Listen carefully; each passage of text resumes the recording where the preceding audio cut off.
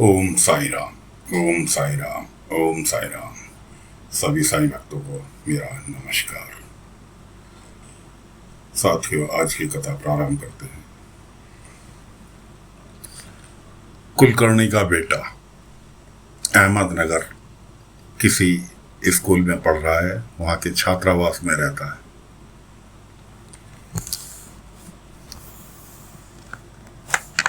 और वो प्रतिदिन स्कूल के बाद, छुट्टी के बाद जंगल में निकल जाता है।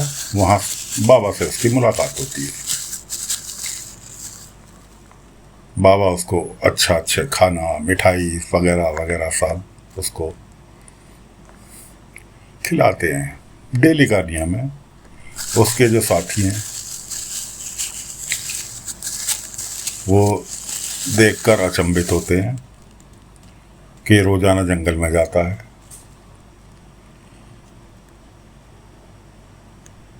और एक शेर आ जाता है। ये उससे बात करता है और वो शेर को देख के भाग खड़े होते हैं। स्कूल वालों ने कुलकर्णी के पास संदेशा भेजा कि जी आकर मिलो।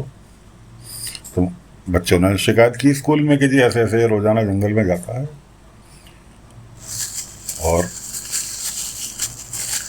वहाँ जो है इस तरह से ये पूछते हैं तो बताता है कि मेरे को साईं से मिलने जाता हूँ, जबकि वहाँ हमें एक शेर दिखाई देता है। कुलकर्णी महाराज पे संदेशा पहुंचा। वो तुरंत भागे अहमदनगर के लिए। अहमदनगर पहुंचे, स्कूल में मिले, प्रिंसिपल से मिले। प्रिंसिपल ने सारी बात बताई कि जी तुम्हारा बच्चा एबनॉर्मल दिखाई दे रहा है, मानसिक बीमार दिखाई दे रहा है, इसका कुछ इलाज कराओ। कुलकर्णी ने कहा ऐसा कुछ नहीं है, मैं देखता हूँ। कुलकर्णी ने केशव की क्लास लगाई। केशव ने कहा साईं मिलने आते मेरे से तो रोजाना, मैं उनको पुकारता हूँ और वो रोजाना मिलने आते हैं मेरे से। तो जी कुलकर्णी ने कहा मुझे दिखा। पीछे पीछे प्रिंसिपल ने और उनके क्लास टीचर ने, दोनों ने, तीनों जने ये बच्चे को लेके जंगल में पहुंच गए कि बुला साई को। केशव ने आवाज लगाई, बाबा हाजिर हो गए। कुलकर्णी अचंभित कि साईं आप शिरडी से कहीं गया नहीं, इसको कैसे साईं मिलने आता है। तो देखते क्या है, केशव अकेला है और एक शेर आ रहा हमारा हमसे चलता हुआ आ रहा है। केशव के पास आके रुक जाता है। केशव उससे बात कर रहा है, हंस रहा है, बोल रहा है और इनकी तीनों जनों की हवा खराब हो रही है। केशव बाबा से पूछता है कि साईं हम सबको दिखाई क्यों नहीं देते। बाबा ने कहा जिस तुम मुझे प्रेम से याद करते हो, दिल से याद करते हो, इसलिए मैं आ जाता हूँ। जो मुझे प्रेम से याद करेगा, दिल से याद करेगा, मैं उसके पास पहुंच जाऊंगा। खैर शेर वापस लौट जाता है। कुलकर्णी अपने बेटे को लेके, उसकी भी समझ में आ जाता है कि बेटे का दिमाग हिल गया, तो वैसे यहाँ भी साईं दिखाई दे रहा है। वो उसको लेके वापस शिरडी आ जाते हैं। इधर सत्तू ने शिरडी में कुलकर्णी के आदमियों को पत्थर मार मार के उनका अच्छा स्वागत किया था। तो कुलकर्णी के आदमियों से पकड़ने के प्रोग्राम बनाते हैं और उसे बोरी में भर के लाने की प्रक्रिया करते हैं कि कहीं इसको जंगल में फेंक आएंगे बोरी में बांध के। इधर कुलकर्णी गए हुए थे अहमदनगर। पीछे से कुलकर्णी की पत्नी रुक्मणी जी वो पहुंचती है बाईजामा के पास कि ऐसे ऐसे भाईजान मेरा मन घबरा रहा है और साईं से मिलना है। वो कहने लगी सच्ची क्या बात है। इनकी बातें सुन के आत्या भी उनके साथ चल देती हैं।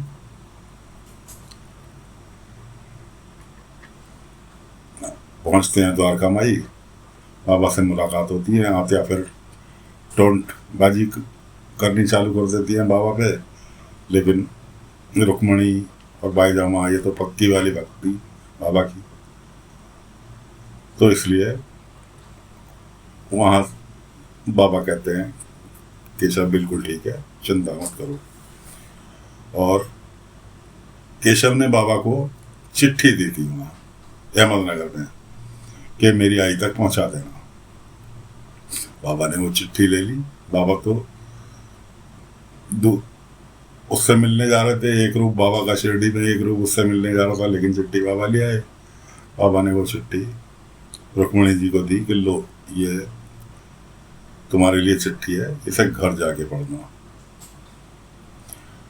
आत्या जी, रुक्मणी जी, सब बाईजामा सब अपने अपने घर लौटे आई। अब आत्या का दिन पर प्रतिदिन सत्तों के प्रति प्रेम बढ़ता जा रहा है। दिन प्रतिदिन वो उसको चाहने लगी। बाईजामा तात्या के लिए बाजार से कपड़े, गांव में के बाजार से कपड़े खरीदने जा रही होती है। क्या के जाने की लगती हैं कि ऐसे ऐसे तात्या के लिए कपड़े कुछ पुराने हो गए हैं, लेने जा रही हूँ। तो आत्या कहती हैं, अरे वो द्वारका माई में साईं के पास जो बच्चा रहता है, उसके कपड़े बहुत फटे पुराने से पहनता है, उसके लिए भी कपड़े लेती आना। कि चलो तुम क्या लाओगी, मैं दोनों बच्चों के लिए मैं खुद लेने जा रही हूँ। खैर जी कपड़े ले आई। उसे सत्तू को भी कपड़े पहना दिए गए। नहीं, वह बच्चा खासा दिखना चालू हो गया। इधर वो अपने बेटे का श्राद्ध करने के लिए राजी हो गई। उधर बाबा की कुछ कृपा थी, कुछ सत्तू के प्रति उनका प्रेम बढ़ता जा रहा था। वो उसको अपने बेटे की तरह समझने लगी थी। तो अपने बेटे का श्राद्ध करने के लिए तैयार हो गई। तो अपने बाईजामा से कहती है, अपनी ननद भाभी से कहती हैं, पाटिल जी की माँ से कहती हैं कि भाई बेटे के श्राद्ध करना है और मेरे घर वालों को भी, देवर जेठ जो भी हैं मेरे परिवार में, उनको सूचित कर दो। उनके देवर जेठ प्रोग्राम बनाए बैठे होते हैं कि जी इसके कोई है नहीं, सारी जायदाद आत्या के नाम थी कि सारी जायदाद हमें मिलेगी। पाटिल जी कहने लगे कि आत्या इस बच्चे को, आत्या उस सत्तू को गोद लेने का प्रोग्राम बना चुकी है। पाटिल जी आत्या से कहने लगे कि इसके गोद लेने की भी खबर दे दो कि तुम ऐसे ऐसे इस बच्चे को, अनाथ बच्चे को गोद लेने जा रहे हो।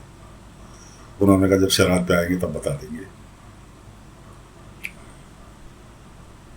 श्राद्ध पे उसके ससुराल से देवर जेठ आए। आके वो भड़क गए कि जी किसी भी अनजान बच्चे को ले लोगे हमारी संपत्ति का वारिस बनाने के लिए। आत्या ने उन्हें हड़का के भगा दिया कि हाँ मेरा ही बेटा है, मैं ऐसा गोद ले रही हूँ, तुमसे जो बिगाड़ा जाए बिगाड़ दो। अब वो पहुंचते हैं कुलकर्णी के पास। कुलकर्णी के पास वो बाद में पहुंचते हैं। कुलकर्णी महाराज आ रहे हैं अहमदनगर से केशव को लेकर। कुलकर्णी के आदमी बोरी में भर के ऐसे सत्तू को लेकर जा रहे हैं फेंकने के लिए, रास्ते में मिल जाते हैं। बाबा को कुछ हटाने के लिए द्वारका माई से कोई बहाना भर के किसी बीमार का बाबा को वहां से हटा देते हैं, जबकि बाबा को पता है कि उनको क्यों हटाया जा रहा है, कि क्या होने वाला है। इतने में बाईजामा और आत्या दोनों के दोनों खेल खिलौने लेके उसके सत्तू के लिए द्वारका माई की तरफ को जा रहे हैं। तो रास्ते में बाबा मिलते हैं। बाबा से कहते हैं, भाई हम तो तुम्हारे पास जा रहे थे, ऐसे बच्चे को के लिए खेल खिलौने से लेके आए थे। बाबा ने कहा चौराहे पे पहुंचो, सत्तू तुम्हें वहीं मिलेगा और मैं भी वहीं जा रहा हूँ। वो जिस बाबा को जहाँ के लिए गुमराह किया गया था कि जी वो बीमार पड़ा है उसे देख लो, हटाया गया था, बाबा को तो पता थी, इसलिए बाबा कह के कि हाँ मैं भी वहीं आ रहा हूँ, तुम चौराहे पे पहुँचो। उधर चौराहे पे आके कुलकर्णी को, गांव के चौराहे पे कुलकर्णी को उसके दोनों आदमी बोरी उठाए हुए जाते दिखाई देते हैं। कुलकर्णी उन्हें रोक लेता है। अब वो कुलकर्णी को कैसे बताएं, क्योंकि कुलकर्णी ने तो उनसे कहा नहीं था कि बच्चे को उठाना है। अब वो चुप। इधर से पायजामा, आत्या, ये दोनों पहुंच जाती हैं, उधर से बाबा भी पहुंच जाते हैं और गांव वाले भी इन्हें रुका देख के इकट्ठे हो जाते हैं कि बोरी में क्या है। कुलकर्णी पूछता है, वो जवाब नहीं देते। केशव जो कुलकर्णी के साथ आ रहा है वो उसे बोरी को खोलने चलता है। वो केशव को मना कर देते हैं कि इसमें सांप है, इसलिए ना छुई से। बाबा उसमें सचमुच का सांप बोरी के अंदर से निकाल देते हैं अपने चमत्कार से। अब सांप देख के कुलकर्णी के आदमी भी व्यवहार करा कि इसमें तो बच्चा लाए थे, सांप कैसे निकल गया। थोड़ी देर में सांप भी गायब हो जाता है। इतनी देर में बच्चे की बोरी में बेहोशी टूटती है सत्तू की। वो पैर हाथ चलाने लगता है तो उसका बोरी का मुंह खोल दिया जाता है। फिर तो कुलकर्णी की और आत्या की कायदे से बहस हो जाती है एक दूसरे को, क्योंकि आत्या पढ़ी लिखी थी, पुरानी लेडीज थी, पाटिल जी की बुआ इसी गांव की थी। वो भला कुलकर्णी में से कहाँ दबने वाली थी, सबको दबा लिया उन्होंने। कुलकर्णी को काफ़ी अच्छी तरह से उतारी कर दी। कुलकर्णी अपनी उतारी देख होने के बाद अपने घर चला गया। अब आत्या के ससुराल वाले आए, देवर जेठ पाटिल जी क्या, उन्हें आत्या ने हड़का दिया कि मैं तो इसी बच्चे को गोद लूंगी। अब वो पहुंच गए कुलकर्णी के पास। कुलकर्णी को अपने दुखड़े बताए कि ऐसे ऐसे अनाथ बच्चे के हम जागिर कर रही हैं और कैसे भी करके इसे बच्चे को हटाओ हमारे रास्ते से। जायदाद का 25%, 100 एकड़ जमीन थी आत्या के पास, जिसके वारिस वो बनने वाले थे, क्योंकि आत्या के कुछ नहीं था तो उसके देवर जेठों को मिलनी थी। अब वो वारिस खड़ा कर रहे थे तो इसलिए उन्हें कुछ नहीं मिलना था। तो उन्होंने कहा ऐसे वारिस को हटाओ रास्ते में से और 25 एकड़ जमीन कुलकर्णी सरकार तुम्हें देंगे कमीशन के रूप में। और कुलकर्णी तो लालची था ही। उसने पागल खाने वालों को सूचित किया कि वह ऐसे ऐसे एक बच्चा पागल है गांव में, उसे पकड़ के ले जाओ। अब आत्या तैयारी कर रही थी उसे कानूनी कार्रवाई की कि बच्चे को गोद लेने की कानूनी कार्रवाई करके तब अपने गांव जाए। इतने में कुलकर्णी महाराज और वो पागल खाने के डॉक्टर वो आ जाते हैं और बच्चे को ले जाने की डिमांड करते हैं। आत्या भिड़ जाती है, मरने मारने के लिए तैयार कि मेरे होते कोई नहीं लेके जाएगा। लेकिन बेचारी अकेली, गांव वाले कुछ बोल नहीं सकते, सीधे साधे लोग। पाटिल जी भी कुछ नहीं बोल सकते क्योंकि बच्चे की तो एबनॉर्मल था ही, वो सत्तू जो था एबनॉर्मल था, बोल नहीं सकता था। उधर बाबा द्वार कमाई में बच्चों के साथ बैठे हैं, जीपरी वगैरह वगैरह बहुत सारे बच्चे रहते थे उनके पास। उन्हें दिखाई दिया कि ऐसे ऐसे आत्या जो है अकेली पड़ रही है। कुलकर्णी जो है उन्हें घेरने का प्रोग्राम बना के आ चुका है। कुलकर्णी, पागल खाने के डॉक्टर सब पाटिल जी के घर पहुंच गए और वो आत्या को भी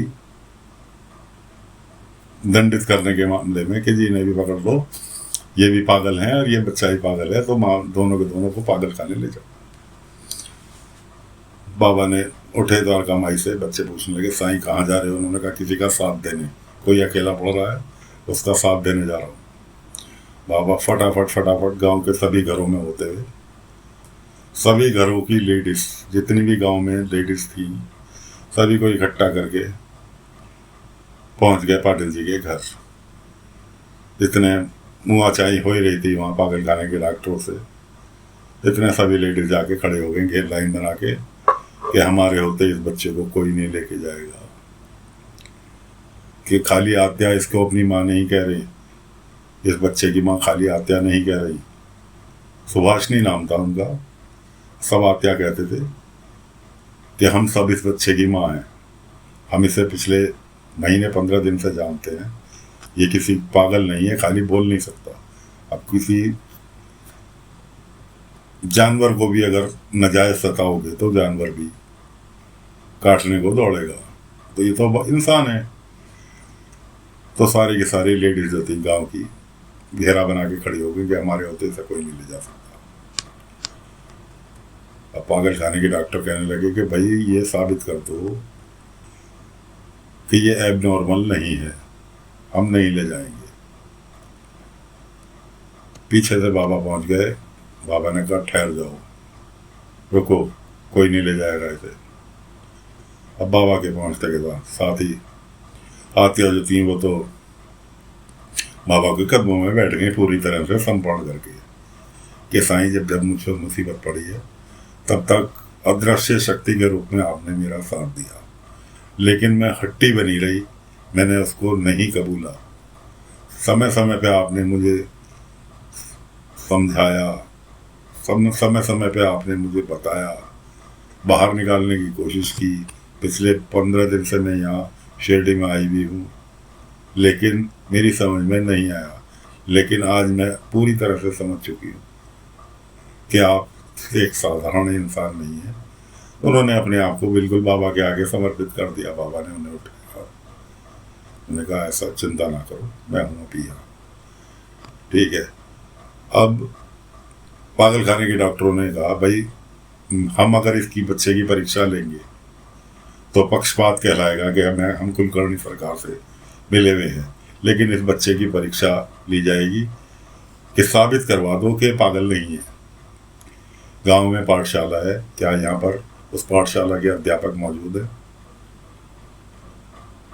तो जी नाथा जी निकल के, हाँ जी मैं अध्यापक हूँ पाठशाला का।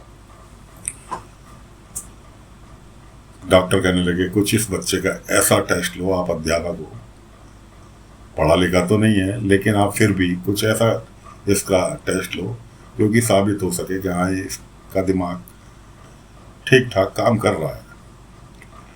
अध्यापक भी सोचते रहे क्या लिया जाए। उन्होंने एक गागर, पीतल की गागर होती थी, तो गाँव कुएं से पानी लाने के लिए पानी की भरी रखी थी। उन्होंने उस गागर का आधा पानी, तुलसा का पौधा पाटिल जी के यहाँ लगा हुआ था, उसके अंदर पलट दिया।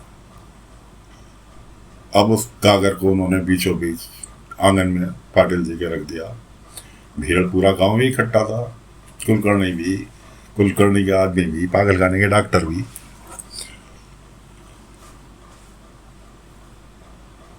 सब तो समझता था, सुनता था, लेकिन बोल नहीं सकता था।